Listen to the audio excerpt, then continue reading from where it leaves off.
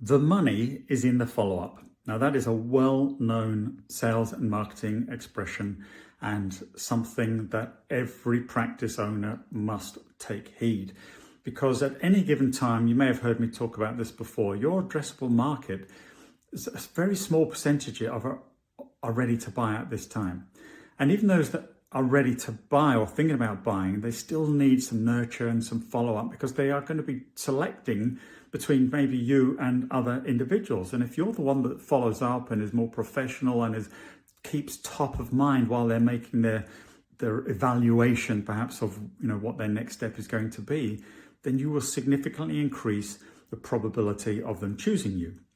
Now, if the rest of the market is not ready to buy, and this is a huge percentage of the market, are not ready to buy at this time and are just thinking about what they're going to do next and what their next steps might be and what the different options are that are available to them, etc., then you need to be part of that conversation. If you can educate your customer on how to buy the products and services that you offer, so by that I mean if somebody is thinking about getting planning consent, which I was many years ago on a couple of plots of land that we have, I didn't really know much about it. So if somebody was to educate me on what to look out for, what kind of the building costs might look like, what a good architect looks like, how the planning process works, because even since then, I've spoken to individuals who think here in the UK that it only costs £497 or whatever it is at the moment to submit a planning application. But they don't realise that's just the application fee by the local planning office. It doesn't include all the thousands of pounds you need to spend on reports and surveys and things.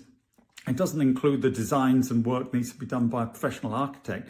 So there's a real lack of understanding there. So somebody who takes the time to educate the marketplace builds credibility, you build trust with those individuals, and that's all done through follow-ups. You need to get somebody onto your mailing list and then use follow-up. And follow-up isn't, some people say this to me all the time, well, we usually ring them up after 6 weeks or something. They go, well, they may have made their buying decision by then. It's too late. Or they may still be in their sort of evaluation process. It's not enough. You can't, follow-up is not just one phone call. Yes, granted, you followed them up. I get that.